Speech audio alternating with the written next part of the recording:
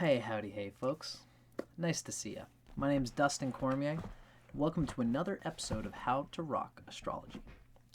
Today, we are going to be talking about possibly the best sun combination for Mars and Scorpio. And it's also like possibly the best place of Mars for a Pisces as well. In fact, this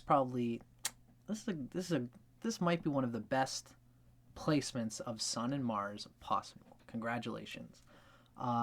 There's a lot to say about it. This is Sun in Pisces with Mars in Scorpio.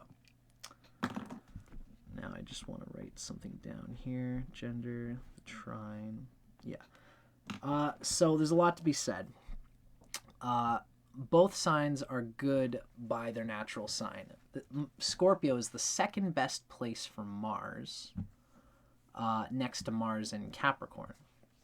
Mars in Capricorn is best because it's a little bit more detached. The Mars in Scorpio still is detached, and they're very objective. They don't take their own ambition energy personally. When they have a failure, they consider it as a constructive part of them researching whatever it is that they're researching. When they're having a sexual relationship, if it doesn't go right, the Mars says, okay, so this is part of me learning to get better at relating with people. I need to get better at having a psychosexual understanding of how to best maneuver this person's nature. The Mars doesn't take failure personally. It really cleaves off a lot of the trauma that can happen in sexuality naturally. Mars in Scorpio is just like this. It's why it's one of the great places for Mars to be. It's in its own sign. It's very good. Now, the Sun in Pisces is like the second best place for the Sun. The reason is because it's the closer a planet is to its exaltation point, the better. It's part of the reason why Mars in Scorpio is good. It's because it's only 2 signs away from Mars in Capricorn where it's exalted. And it's in its own sign. Now, Pisces is 1 sign away from its exaltation point, which is Aries. So the Sun here is... It leads by its inspiration. It leads by what is best for the expression of the self in the long run. This is a person who knows what they like, knows what... They might be nebulous about where they should go in their life, and, the Jupiter will define wherever they put their minds to. The placement of Jupiter and its aspects and stuff. So this is a Sun which is well placed because it's so close to Aries, its exaltation point, that it takes on its identity in life and where it's going to put its energy. It focuses its energy on things which will build the best possible expression of the soul further on down the line. It focuses on things which relates inherently to what the self is and has always been. And what they ambitiously, for themselves, want to move towards for their own sense of satisfaction and glory. And that's good for the Sun. That's what the Sun wants. Not only that, but it's, it's 1 sign away from Aries. Taurus is also 1 sign away from Aries. But Taurus is ruled by Venus, and Venus doesn't jive with the Sun. Jupiter is one of the best friends of the Sun, and Jupiter rules Pisces in the Vedic sense, in the traditional sense. Even in Western, Jupiter is the main ruler of Pisces. Neptune takes on an external, secondary rulership. So the Sun is best friends with Jupiter, so it does well in Pisces. It's very close to its exaltation in Aries. Hopefully this isn't too dry and astrological, but the last thing I'm going to say is that the Sun in Pisces is trine with the Mars in Scorpio. That's why this is one of the best Mars and Sun combinations available. It's because the Sun, if it was in Aries, even though it's in exaltation, it wouldn't be trine Mars. So the Sun and Mars are trine, and this brings out a constant enjoyment of the satisfaction, because Mars, it's the Mars is delighting the sun, and the sun is delighting Mars. More so the sun delighting Mars here, because Mars doesn't technically have trine aspects, at least in the Vedic sense. I digress. But because of the trine here, the sun inspires Mars to include it as a part of the sun's satisfaction. So the sun is constantly finding satisfying expression, which helps to validate the self-esteem. Helps the Pisces, which Pisces can be soft, and it can be hard for them to validate themselves because they're ruled by Jupiter. So looking for things outside themselves, things bigger than themselves to attach themselves to. And they won't satisfy themselves until they've put constructive energy into something that's kind of like meaningful to them.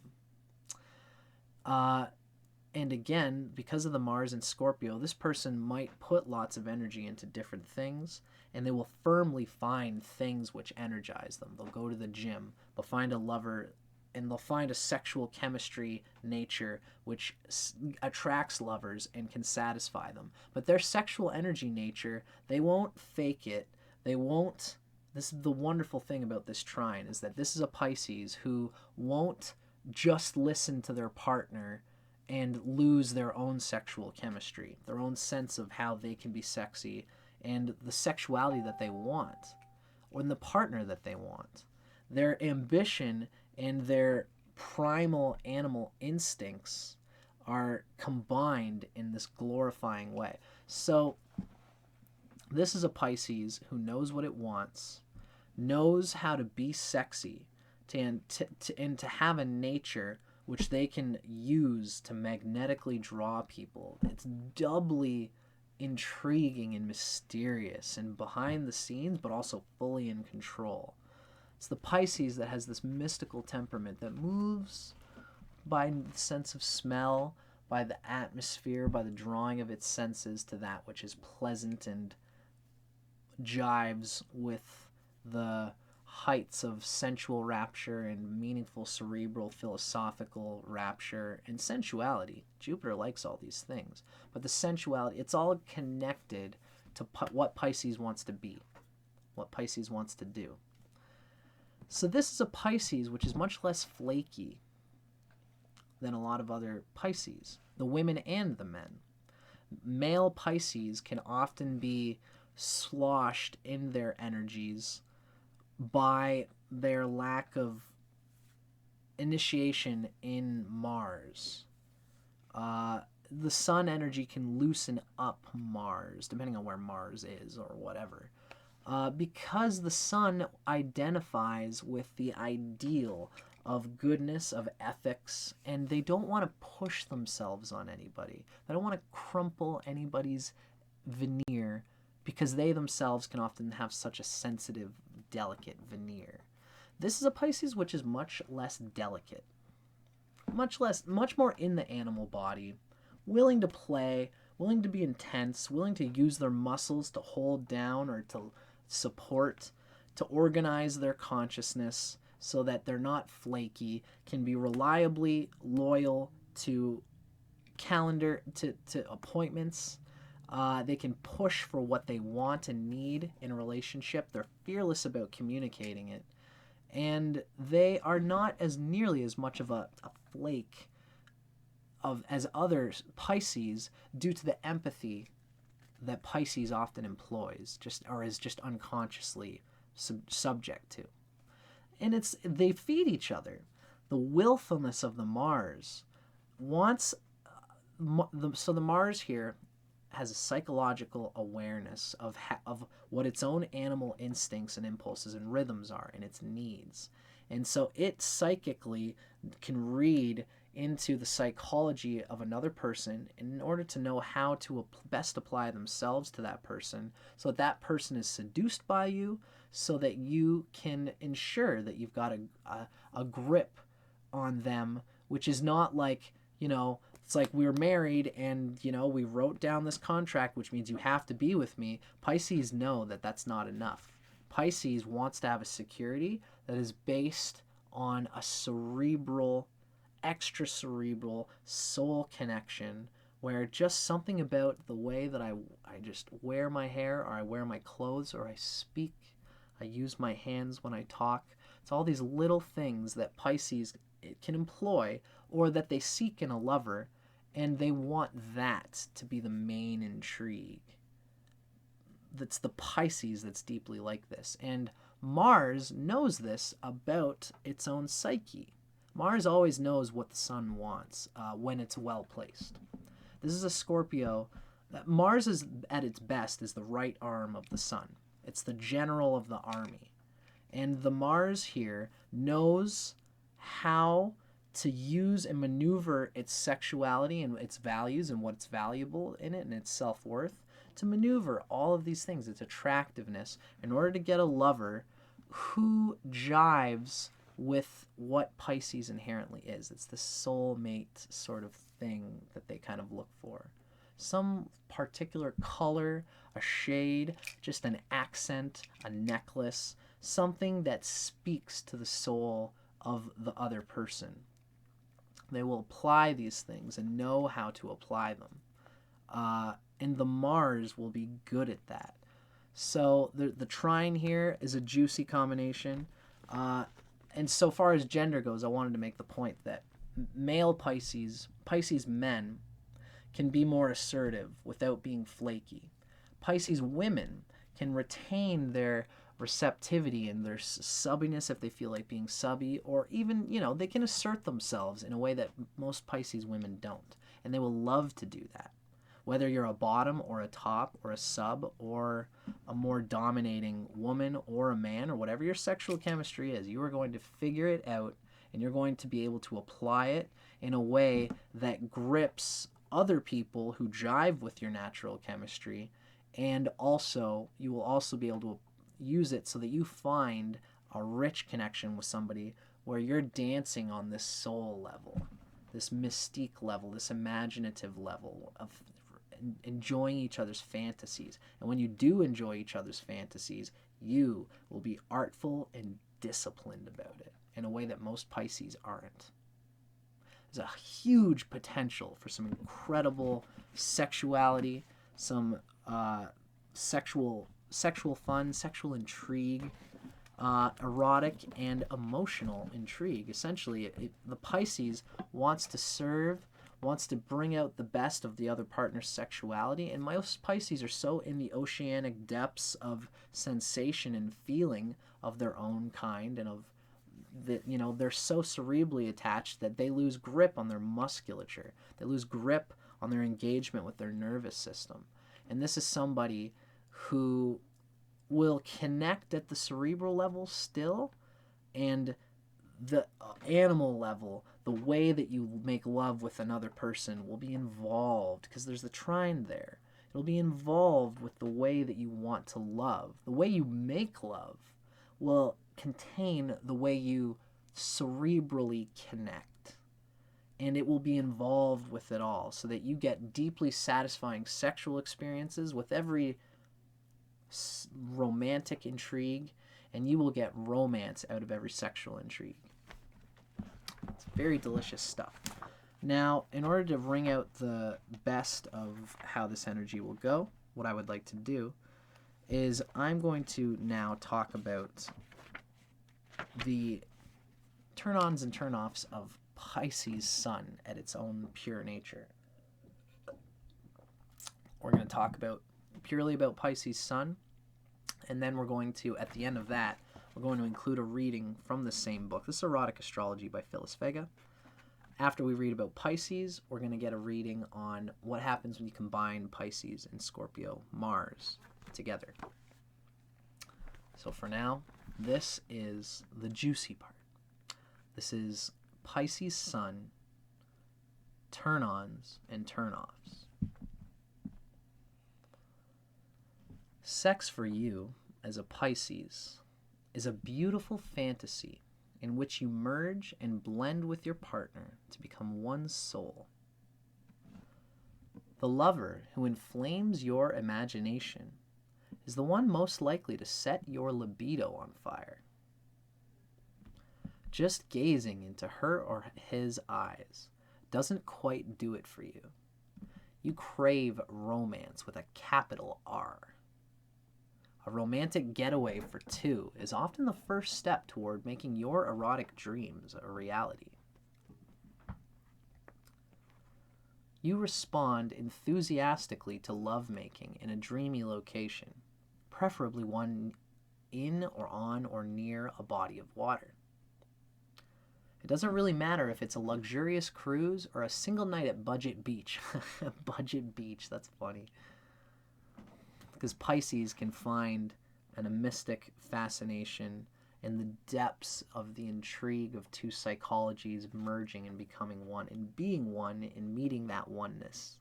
Pisces can have that experience in a gutter with a lover if they really want to, although they will prefer if there is at least an attempt at a nice atmosphere and scenery. Even at home, nothing turns Pisces on like a sensuous bath or a spa soak with your beloved. Afterward, you like being toweled dry and dusted with powder like a baby. The feet are Pisces' major erogenous zone. Most enjoy having their feet held, bathed, stroked, and massaged, and toe sucking can drive Pisces into a sensual frenzy. It's very much a body enjoyment. The Mars and Scorpio in you will know how to negotiate at an animal level to enforce an organized structure for you enjoying all these sensual delights. You'll find some way to organize it with your partner so there's an equilibrium where you do what you got to do to bring out the sexuality of both of you, because you're probably going to want to employ your psychosensitivity to bring out the richness of your own lover's fantasies and enjoyment as well. But whatever it is that you enjoy as a Pisces, which includes a lot of sensuality and even primping and kind of spoiling with like sensual delights, you'll find some way of getting that enjoyment that you have out of your lover as well. Pisces' sexual cravings can be somewhat unpredictable and often encompass a wide range of erotic fantasies, possibly even kink. Driven by emotions as well as physical desire, you do crave a bit of drama in the boudoir. Drama meaning excitement or intrigue, or just even disagreeing on something, philosophically talking about something and having a bit of pushiness. Oh, that's what you think, huh? Oh yeah? Oh yeah? It's like a tomboyishness that Pisces employs when they're at their bright and light side. But it's always a light sort of, oh, you're like that, huh? Oh, you're one of those people? Oh my god. Like in a cute sort of way, but never actually antagonistic. When you get bored, you may yearn for a dream lover to come and whisk you off to some wild and exotic love nest. Barring this, you get off on the fun and excitement of fantasy-inspired sex games, and the Mars and Scorpio in you will stick to the role, will play it the whole way through. It has the animal concentration and single-pointed focus to make any of Pisces' wild imaginings come true and to be an active part of it. The lover who is able to surprise you with something new or different in the bedroom will continue to hold your interest.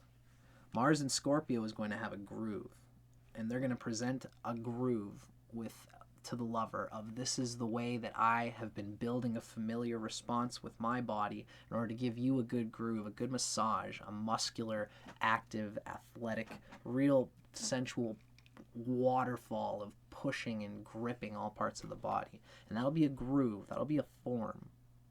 Within all of that, that's a lot of ready, this is a warrior, this is bed ready, is Mars and Scorpio.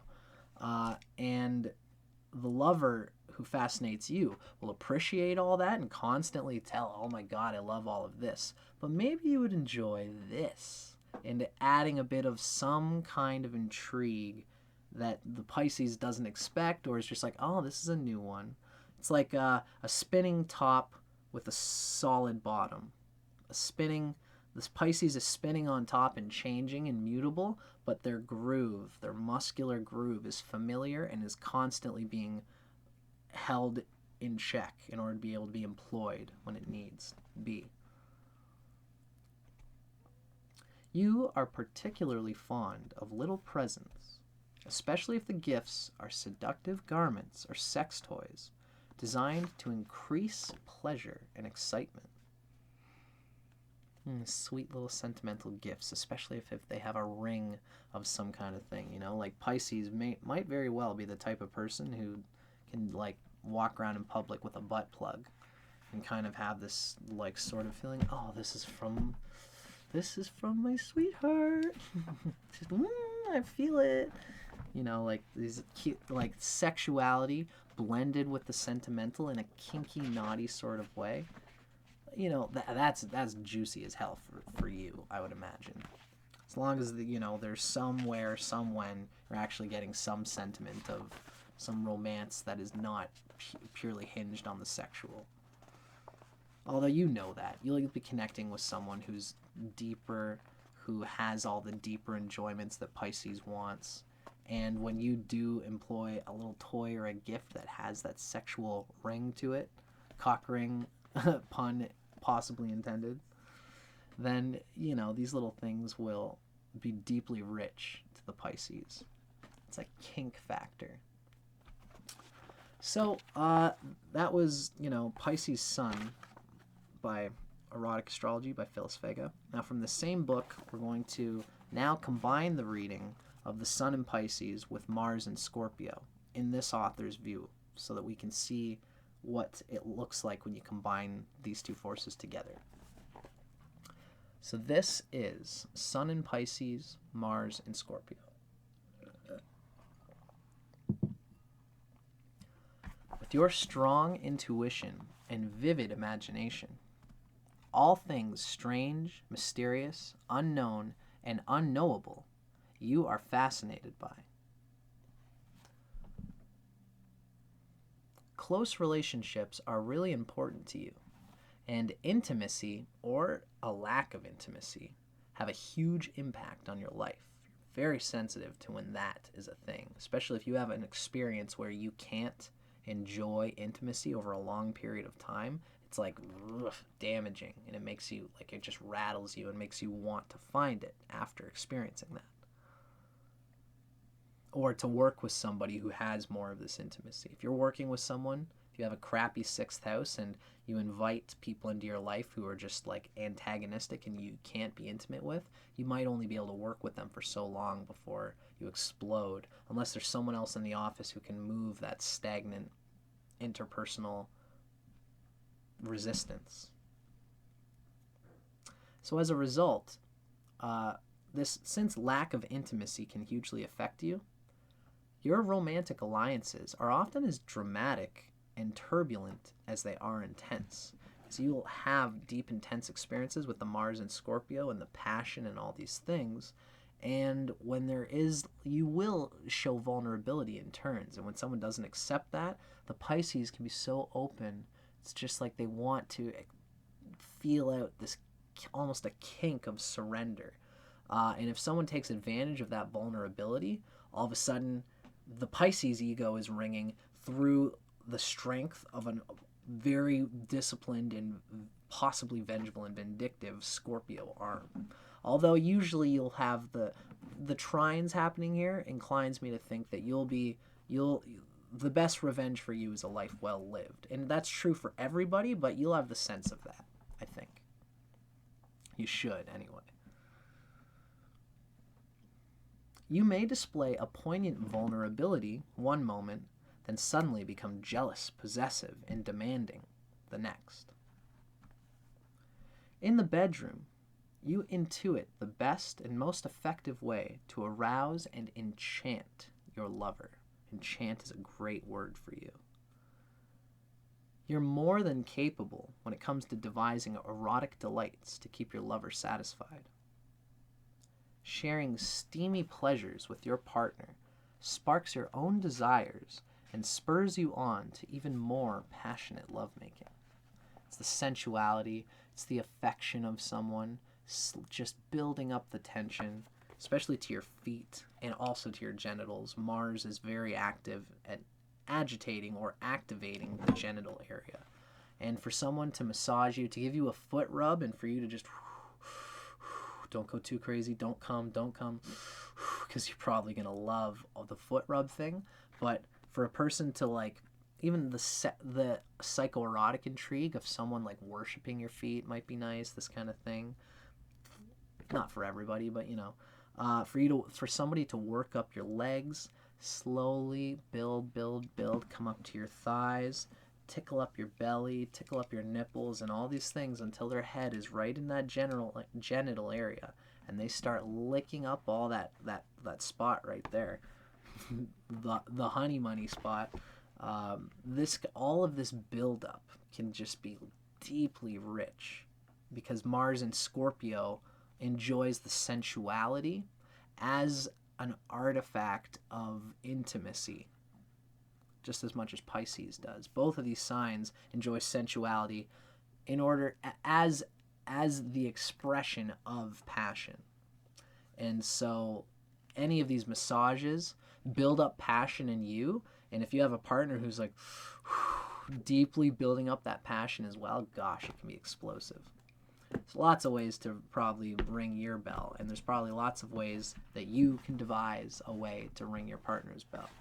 You actively employ it, and because you probably think in every moment of your life when you're employing your Mars, it probably brings out the sun in you, and vice versa. Whenever you're doing what you want to do in your life, you're creating, you're artistic, you might be ringing with the sexual experiences that you have in your life, thinking about them, daydreaming about them, and almost becoming like splitting up windows in time, so that, you know, last night you were having sex with your lover, now you're at the office and you're talking to somebody, and the way you hold yourself, you're just in the sexual rapture still, and thinking about it and employing it. Because the Mars and the Sun, the daily life of the Sun and the sexual underbelly of Mars are permeating each other's existence.